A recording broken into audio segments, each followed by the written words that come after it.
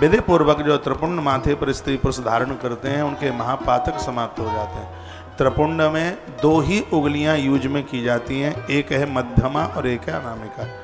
वर्णन है इसमें, मध्यमा है यह वाली और अनामिका यह वाली।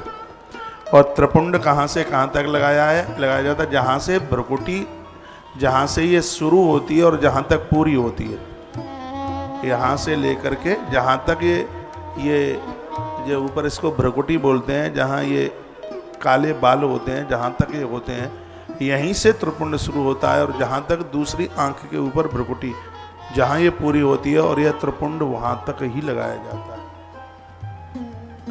3 धार, इसमें 3 रेखाएं होती हैं।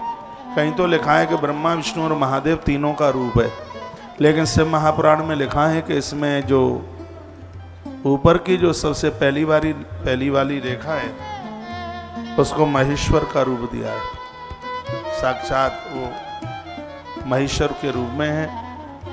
और इसमें जो एक और रेखा है वो साक्षात शिव के रूप में है, और जो एक और रेखा है वो साक्षात भगवान रुद्र देवता के रूप में।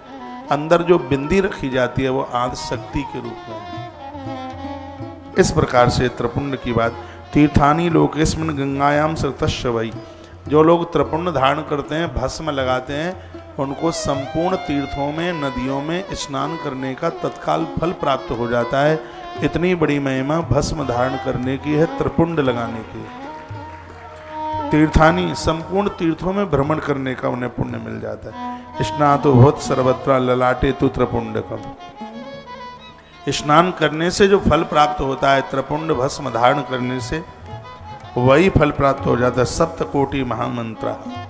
वर्णन है कि जो जीवन में तिलक, रोली, चंदन लगाते रहे हैं, 7 करोड़ मंत्र जपने से जितना फल प्राप्त होता है, देवी देवताओं का चंदन माथे पर लगाने से उतने फल की प्राप्ति हो जाती है। आप जिस भी संप्रदाय में आप जी रहे हैं, आप खड़ा तिलक लगाएं, चाहे तिरछा त्रिपुंड लगाएं, भस्म लगाएं, इसको लगाने से 7 करोड़ मंत्र जपने से जितना फल प्राप्त होता है उतने फल की प्राप्ति होती है। और आनंद की बात यह है कि इसमें स्त्री और पुरुष दोनों के लिए बात बताई गई, दोनों ही। ललाट बड़े अच्छे लगते हैं जब उस पर चंदन, रोली, तिलक भाल पर होता है। माताओं के लिए भी खुली इजाजत है इसमें लगाने के लिए, माथे बड़े अच्छे लगते हैं।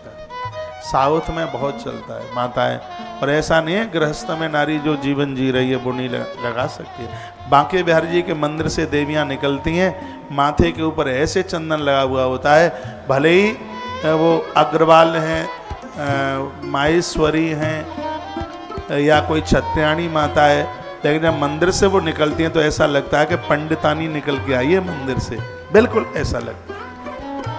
भाल इतने सुंदर लगते हैं, इतना बढ़िया लगता है। तो यह थोड़ा आदत में डालिए।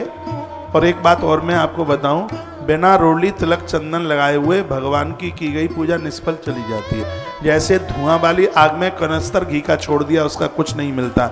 इसलिए पूजा में जब बैठे हैं तब भाल के ऊपर चंदन, रोली, तिलक जो भी कुछ आप लगाते हैं वो लगाना ही होता है। पूजा का महत्व तब ही बढ़ता है।